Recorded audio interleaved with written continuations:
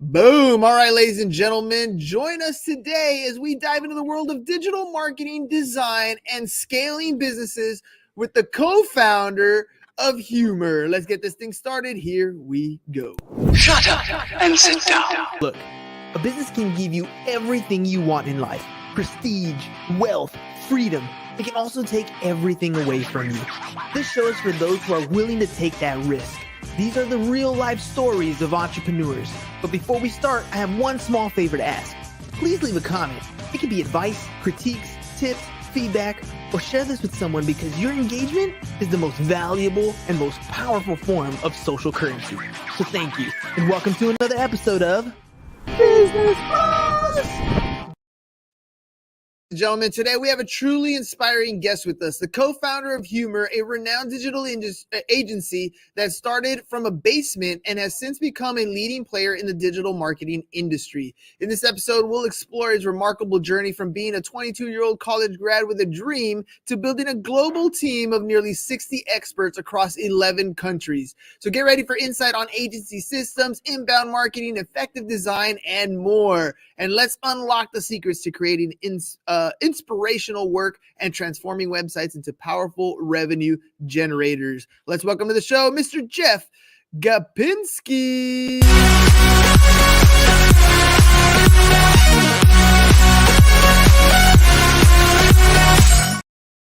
Hey, Jeff, man, welcome to the program.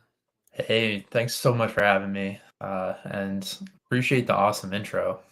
Of course, dude, you're in the digital marketing space. I'm in a very similar space. One of the biggest issues that I find that my clients tend to have is they don't have content. They want to put stuff out. They just don't have anything to put out. So podcasting is the way I kind of help them get that kind of content that they need to kind of grow their stuff.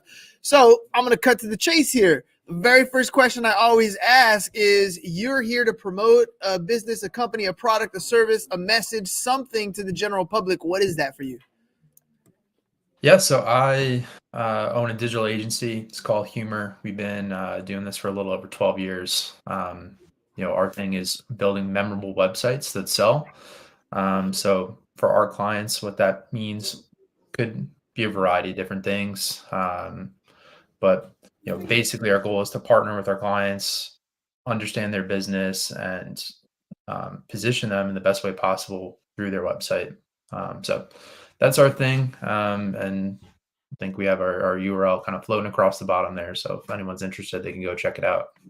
I like that it's unique too. Humor rocks. And it's a very true statement, first of all. And then second, you've been at this for 12 years, man. It means you've seen a number of different iterations of business types, business marketing, ways to create digital products and digital footprints online. Who's your target audience today? Who are you going after, since there's been so many different changes over the last 12 years? Yeah, so predominantly we work with mid-market businesses, although there are some enterprise customers that we work with too. But generally speaking, companies between $25 and $150 million a year are our sweet spot.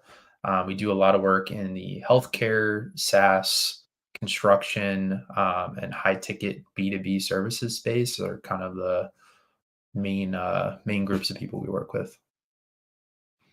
That's pretty good then. Okay, mid cap people. So not really the small startups, right? Not really the individuals who are just getting started. Generally, no. Although, I mean, we have worked with funded startups in the past as well. But usually, it's a established business that's looking to make more of a pivot or a transformation. They could have acquired a new business. They could be going through a rebranding. It might be several years since they've gone through a website redesign and it just no longer reflects who they are as a company. Usually some of those are the inflection points that we see as to why somebody wants to engage with us in the first place. Let me ask you about your educational background and the educational background that's needed to be in the industry that you're in. Like I told you before the show, I got a lot of kids that are graduating here in the next 6 months or so. And so thinking about what to do with their life is always one of those questions that comes up. I harp a lot about the ability to learn some of these digital skills because it gives them so many inways into different companies. What was your educational journey like, and what are you seeing for people that are coming into this industry as a requirement to be successful? Yeah, so I'll start by saying in 2023, I think it's way different than it was when I was first getting started. And I also, anecdotally, there's so many people I know that what they're doing now was not what they set off or planned to do 15 years ago, right? So there's still, you don't get it perfect day one. There's still a lot of room to pivot and change and grow, right? Like who you are at 18 is not going to be most likely who you are at 34. That's how old I am today. Um, I went to school to be an art teacher. Funny enough, so I've always been a creative person. I've always kind of had that in my DNA, and I kind of like genuinely like working with other people and educating people. So that was my original goal, was to be an art teacher, to kind of take that creative edge and then kind of structure it and be able to turn it into something that um, was going to be useful for other people. Um, I ended up midway through my collegiate journey pivoting and moving into graphic design, and kind of finished with a BFA in graphic design. That's what my degree is in.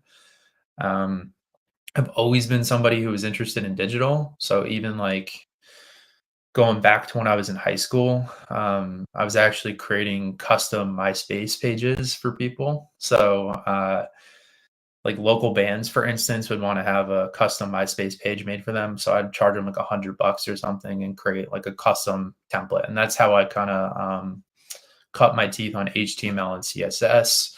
So I had a little bit of that in my background. I didn't necessarily focus on it in school, but I did do a lot of extracurriculars and things to kind of continue to expand that. And that was my skill set, kind of walking into the job market, and also starting this agency. Yeah, but that skill set can carry you in a lot of different directions. It opens a lot of doors, whether you go into freelance or you go into a specific company. It's definitely a good tool to have on your tool belt. What about your shift into an entrepreneur? So you went into school thinking you were going to be an art teacher, pivoted at some point, and then you walked out, ended up being an entrepreneur. What was that like? Yeah, I think a lot of agency owners in general are what they call like accidental entrepreneurs or accidental owners. So I started freelancing, right? And it was a way for me to kind of supplement my income, make a little bit of beer money. Nothing too crazy. I built up a roster of a few clients. One of those clients referred me to somebody, and they ended up being a really large cosmetics distributor company. So that company was looking to break into the direct to consumer market. So they wanted to kind of stop doing wholesale and start being able to sell direct. Um, and I was positioned as the guy to help them do that. Right. So I'm 22 years old. I haven't necessarily done a project at that scale, but a lot of the fundamentals of what I knew could be applied to what they needed. The thing was, that project in particular was larger than just myself. I needed to have people to help me execute on different parts of that project. So I recruited a couple of friends that I was with college. I got introduced to somebody who was more of a back end developer that was able to help me. Um, and that was kind of how I started my initial like ragtag group at Humor. We weren't even technically Humor at that point, but that was kind of the founding group of people that we were working with. Um, then from there, I made every mistake you can imagine under the books, like building this business, and um, had to learn a lot along the way. There's a lot of reading and amazing resources that are out there. There's a lot of really experienced people that have helped me get to where I am today. But it definitely was not a um, clearly laid out path or a desire to own and operate an agency of 60 people. It's kind of just organically grown to that point over time. we're a bit more strategic now than we were 12 years ago, to be Oh fair. yeah, I'd imagine. Those mistakes are lessons, right? Lessons that we wear with scars sometimes, but they're exactly what we need at some point. You're coming across a problem, you don't know how to really resolve it. You give it your best shot, you make some mistakes, and you learn from it, and you kind of keep moving forward. I think being that I'm in a similar space, I'm wondering what were some mistakes you made that kind of gave you the greatest lessons to help you become a 60-man army here as you grew in the last 12 years. I mean, there's a lot. I think one of the biggest mistakes we made early on, that same company that I had referenced earlier that kind of gave us our start, we continued to work with them. They grew to be like 70 or 80% of our billings. And that was one of our first biggest mistakes, right? You never really want to have one client grow to be that large and absorb that much of your income or your focus. So what ended up happening was that company made a bad deal. Like, I don't want to go into too many details, but they made a deal. They had to produce a lot of product and warehouse all that product, so they invested millions in production. That deal fell through. They were stuck with millions of dollars worth of product in warehouses, and they just didn't have the liquidity to pay us for our services. So we had been working with them at that point for a couple years. We let it ride, just on good faith, and then we let it ride a little bit longer, and then a little bit longer, and the next thing we knew, like, now we're starting to get strapped because we've been operating, you know, without their revenue for several months. We survived it. Obviously, we came through it. It taught me a good lesson in terms of, you always need to be marketing, you always need to be selling, you always need to be expanding that client base. You can't kind of just rest on what you got. And then that inspired me to learn a lot more about digital marketing and a lot of the skills that we still use today to market and grow the business. Man, you want to string them along just like they've been helpful to you, and then eventually you become anchors to each other and nobody can move forward at that point. So yeah, learning when to cut ties, learning when to move on, learning when to kind of balance some of those resources, that's a tough lesson to learn. And I to be honest, I still do some of that today. Like, there's some clients that I'm like, look, you've been with me for a long time, let me hook you up a little bit, but you got to be able to draw that line, otherwise it can definitely milk you dry. You've been around for 12 years. It's a lot of different changes. If you were going to give advice to people getting started today, what would that be? One, I would say, uh, try to be lean for as long as you can be, and build your initial base of profitability. So I think that's contradictory to certain advice you get, but if you're very first starting, to me, that's got to be your focus. Then as you start to grow and you've built a little bit of that base of profitability, focus on um, taking the things off of your plate that you don't like to do or you're not good at doing first. Before you, like, if I can uh, align it with my business, for instance, right? Like, we do my background's in visual design and front end development, stuff like that. Those are things I like doing. Those are things I'm passionate about. Um, what I don't like doing is managing every detail of a project from start to finish, right? So, and I'm also not necessarily the best at doing that on a daily basis. So, um, one of the first hires, if I was to give myself the same advice, would be not to go out and hire a designer or a developer, but to hire a project manager that can keep the rails and keep things moving forward. For many businesses, that might be, a bookkeeper. That could be um, hiring a janitorial service to come in and make sure that the building's clean, right? Like, there's a lot of little things that when you're first getting started and you're trying to keep lean, you're doing all these different things. But then as you start to grow, focus on the things that are you just don't want to do or don't like to do, and don't add the most value to the business. Get rid of those. and then just continue to build those core skills. Dude, hiring people is a whole different animal. You're working with 60 people around the world, managing their productivity, their time, all those different things. It's something that you probably didn't think about when you were first getting started, but kind of got to learn along the way. It's definitely a lesson that we need to learn as we go forward. Um, there's a bunch of different agencies out there. There's a lot of different companies that do different things really well, but there's a reason why your clients come to you. There's a reason why you've been around for 12 years. What do you think that is? What do you think that your company does best? So I think we operate kind of at an intersection of a strategic advisor as well as a design and development shop. So a lot of web development or web design agencies, you come to them and they're focused on the technology and they're focused on executing things maybe well from a technical perspective, but their focus might not be on the actual business objectives or mission that you're trying to accomplish, right? So a website, from my perspective, is one of, if not the most important owned asset that a business has from a marketing perspective. It can be a really big unlock for revenue and it can be a really big unlock for future growth. And that's how we treat our engagements. So we don't necessarily look at this as being a piece of technology or an art project. It's something that actually has a lot of business intent behind it, and can be a catalyst for business growth.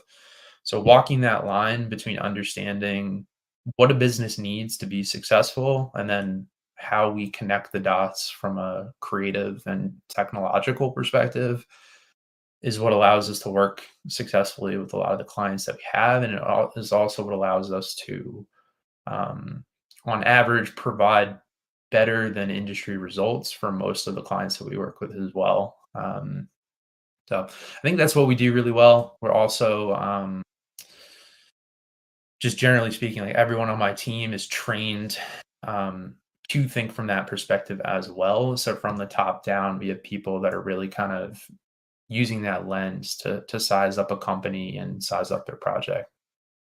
Dude, the way a company kind of develops over time is almost evolutionary. And we kind of talked about it, how you've been around for 12 years, how you've been growing with stuff, which gives you an opportunity to talk to your clients. And that's kind of where the evolutionary process happens, right? You talk to clients, you figure out what their problems are, you figure out what you're good at solving, and you kind of end up pivoting from where you were 12 years ago to where you are today. You're probably a completely different company simply by acquiring more and more clients. What do you think, after talking to a lot of different clients, after having many different clients, what are the biggest problems do you feel that companies have when it comes to growing digitally online? Um, there's a lot of problems. I think the biggest root problem that I see is that companies don't focus enough on their customers when it comes to positioning or messaging, right? Like you'll have the CEO or the executive leadership staff that has kind of a perception of what that business is really good at doing or what their customers want, or just all these different preconceived notions, right? Of why they're awesome. Um, in reality, if you get into the weeds and you actually talk to some of their best customers, I always see differences, or I always see an emphasis on something that is not what the company we're partnering with is emphasizing on. I think that's probably one of the biggest things or the biggest disconnects that I see between businesses and how they market themselves. They don't take the time to talk to their customers and really listen and then use language that they use, or use challenges or pain points that they have, and emphasize that through their marketing materials, whether it's their website or social media or a podcast, or whatever that deliverable might be. That's probably the root of a lot of issues, right? Like the marketing team's like, oh, the CEO wants it to be this way. Well, the CEO is, tied to the success of the customers and what they want, and how that's driving revenue for the business, right? So in reality, the CEO's opinion is actually secondary to what the customers are telling you. So if they're telling you this, that's really what your guiding light should be for everything else that follows it. Should be, and you're exactly right. When you come in as a marketing agency, you're kind of overlooking a lot of things. And the way you describe the way you run businesses, you're really helping these customers kind of analyze some of those things, how they interact with their customers, what that customer conversation is going to be like, so that that digital footprint lands correctly. So let me ask you: is you're here trying to improve what other businesses are doing in the digital space? What are you doing internally for your team? Maybe it's internally, maybe it's externally, to kind of bring that customer experience to a higher level. Because I know entrepreneurs all the time, right? We start off doing one thing, we get good at it, and then we try to get better or improve things as we move along. What do you feel that is for your company? Well, we actually do a lot of the things that we do for our clients. I think that's one thing that a lot of agencies miss. Is they'll do amazing work for their clients, but then they don't actually take the time to do it for themselves. We made that shift several years ago. Like, we're going to treat ourselves like a client. So every year, Humor takes up a client roster and our own deck of clients that we have under the agency. So we have dedicated resources that work on our stuff alongside all of our client stuff. Um, so when you look at our website, you look at some of our marketing materials, the reason why it looks good is because we actually spend time focusing on it. Every year we do interviews with our customers to better understand, kind of like what I was saying, what have they actually found to be the most impactful working with us, and then use that to influence our marketing materials. Um, in terms of how we operate overall, there is a really big focus on like a high touch relationship with each of our customers. So, they're inside of all the same systems that we're in. So there's like full transparency there. We're talking to them multiple times a week. We have Slack channels that they're integrated in so they can actually communicate with us on a one-on-one basis. We really try to position ourselves as being an extension of their internal team. So it's not like you're working with Humor, the agency, it's more like you're working with Humor, the department of XYZ company. And I do feel like that really makes a difference, not only in the relationships that we build, but also the quality of work that we're able to deliver, because we get a lot more insights that way. There's probably a million other things I could run through, but I think those are some of the biggest differentiators in how we operate. Yeah, at the end of the day, you're integrating into the company culture. You're getting to know the staff and what can best help them grow. I mean, those are all good things when you partner up as an agency. And I think as a business owner, you kind of want, when you bring on a vendor like that, you want them to be part of your team. You want them to understand what's going on, because I mean, it's not just a transactional thing; it's a relationship thing, and the everybody wins when you work together to lift each other up, right? A rising tide raises all ships, and I think that's ultimately where you want to go.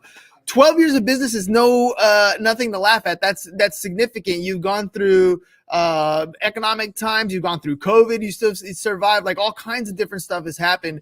Where are you today? Where do you see, as one of the co-founders here, where do you see the vision of Humor in the next couple years? Yeah, so our goal, our vision that we rally behind is to be the number one agency to work with and work for. So that puts a focus not only on the work that we do with our clients and the outcomes there, but also how we treat our team, what we're able to provide them with, and how we can continue to focus on work-life balance for the individuals who work for us. It's uh, Agencies are kind of known as being sweatshops, so to speak, in terms of like crazy hours and crazy deadlines and everything like that. So we do our best to combat that. Do those types of things pop up? Sure. I mean, it's part of doing business, but we do have like a big emphasis on that. In the next 3 to 5 years, I would love to double in size from where we are now, double in size, double in revenue. I see a path forward for how we get that. There's different services maybe that we can activate on top of what we're currently doing to kind of help be an additional catalyst to that growth. But yeah, I mean, I want humor to be kind of ubiquitous when you think of a digital agency or specifically web design. Humor's one of the first companies that you think about, but that's my end goal. And it's got a great name, so you're well on your way there, dude. 12 years of business, 60 clients. I mean, to even double is going to be a phenomenal feat, and I'm pretty sure you'll get there really quick. If people want to reach out to you, if they want to find out more about what it is that you do, get a quote, an estimate, talk about the different services you offer, how can they do that? Sure. You can visit our website. It's just humor, HUEMOR.ROCKS. That has our full portfolio, all of our offerings. If you want to get in touch with me personally, I'm very active on LinkedIn. You can just find me using my full name, Jeffrey Gapinski.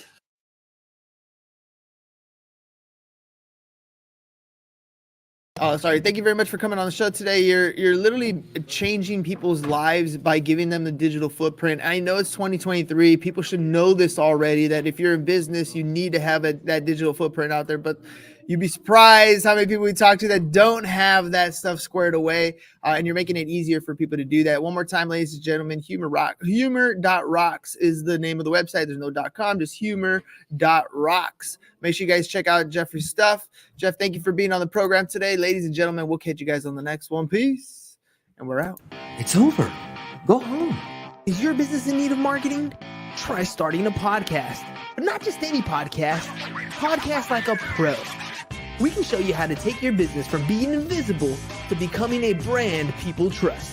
Go to www.businessbros.biz to get started today. Business